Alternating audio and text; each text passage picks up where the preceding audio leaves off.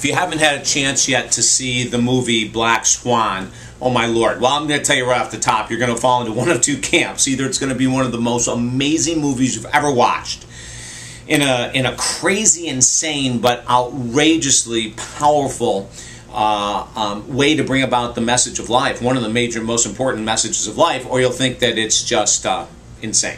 I am David Essel. When I went to see the movie with a friend of mine, I had really no idea, other than I wanted to see Natalie Portman, quite frankly, to be honest with you, because I read this great story about how she had trained for so long to be the ballerina and did most of her own work on camera versus having a stunt woman do the work. Like, she did so much of her own work, and I've loved all of her work, so I said, let's go watch it, you know. So we went in to see it, and it was spellbinding. It was so intense. It was so outrageously thought-provoking to me. And I wanted to talk about it today because for those who haven't seen it, I don't think I'm going to give away the moral of the story. I'd highly recommend that you look at it anyway. For those who have watched it and loved it, you'll probably understand where I'm going to go with this. And for those people that have watched it that don't really like it, maybe we'll be able to share some thoughts and ideas here of why it is such a profound movie and why I think everyone of age, of consent, 21 and older, should be watching this movie.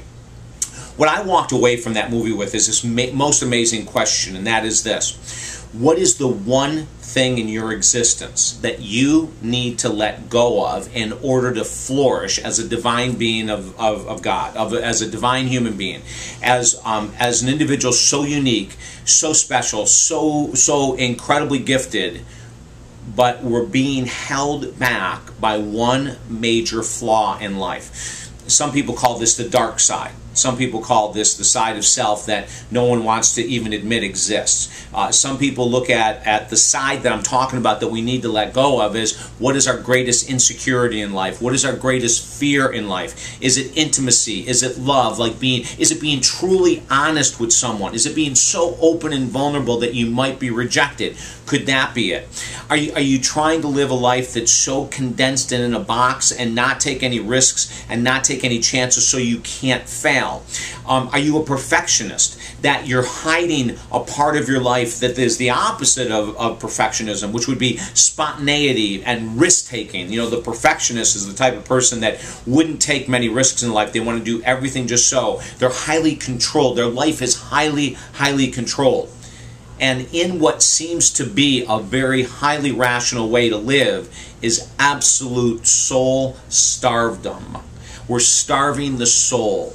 This movie made me sit back and think, and I can't stop talking about it. That's how profound this movie was. Now, some people are going to look at the movie and go, but it was psychotic. It was like, you know, as I said to my friend, I think the guy was on acid, whoever wrote it. You know, I think he was tripping because it doesn't seem to make sense. So many of the crazy things throughout the movie don't make sense, don't seem at least to make sense. But at the end, it all congealed for me. It all came together. It all made total sense. And since that point, as I said, since I watched that movie, I can't stop talking about it. Anyone who's seen it, I want to talk about it. I brought it into our men's group, and through the men's group, I asked them to go home and to explore what is that dark side of life? What's that side of life they're protecting, they're pushing away, that they don't want to deal with? You know, what is it from their past that they're afraid to face and deal with it? What is it from the present that we might be afraid to face and deal with? What is it for you?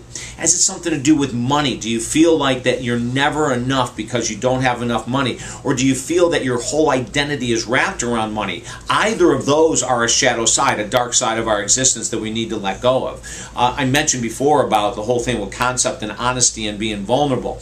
Are you afraid that if you were really honest with your partner or really honest with your children about who you truly are deep inside, that you would be rejected? Or your best friend, would you be rejected? You know, are you living such a life that is truly a lie because the part of you that really needs to be exposed and dealt with is being submerged through alcohol or nicotine or food or sex or money, whatever it might be? Do you know what I'm saying? Like, throughout this whole movie, it was so profoundly stated that this person, the main character, Natalie Portman, had this side of her that the director was trying to get her to expose, that she had put away in a corner, closed it up. Maybe it's guilt or shame that we have about some part of our sexuality. Maybe we have so much guilt or shame around our sexuality that we're a highly sexual person who has learned to live within this cute little box. Or maybe we're an asexual person who has learned to fake their sexuality. Or maybe we're gay or lesbian and we know that whole story and we put that in the closet, and that what we consider the dark side of ourselves is not being dealt with. As you can tell, I have immense passion for this whole concept. As a matter of fact, through all of the work that I do as a life coach and all the work I do training other people to become a life coach, we teach this concept that we created in 1996 called the One Thing Theory. And this movie, Black Swan, was all about this. It was so exciting to see it on camera because at any given time in life, there's one thing that's holding us back. That's it. There's only one major goal that we need to go after. And oftentimes, it's a letting go of something that we're ashamed of, guilty about, that we don't want to connect with. It's a letting go of an image. It's a letting go of a resentment. But it's massive.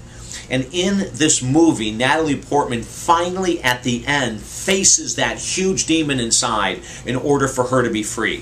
What is it for you? What is it that needs to be let go of so you can be free? This is a scary topic. This is not something that we take lightly. Heck, you know, I work with people for months and sometimes years at a time to get into the core of this, to be free, to be who they truly are. Visit us at talkdavid.com. If you watch the movie, watch it again if you saw it the first time and didn't like it, and look at the way we're exploring this and exposing the reality of this beautiful, beautiful film. And go after it. I mean, go after it with passion. If I can help you in any way whatsoever with your goal in life to be free, to be totally free, contact me at talkdavid.com. I think this is probably one of the most important things that we could ever see, which is why I think this is one of the most powerful movies ever produced. It really is. And don't forget to share this with all the friends that you have that might seem confined in a box, or maybe they're outrageously wild and they need to look and pull themselves in. Maybe they're amazingly rigid and they need to be spontaneous, or they're way too spontaneous and they need to have some type of rigidity or structure to their life. I mean, whatever it is, we can get there and be free, finally free. If you'd like to sign up at our YouTube account, every one of these will be sent directly to your inbox on YouTube so you can watch it right when they come out, all of our videos, okay? And I thank you so much for your time here. Let's rock together.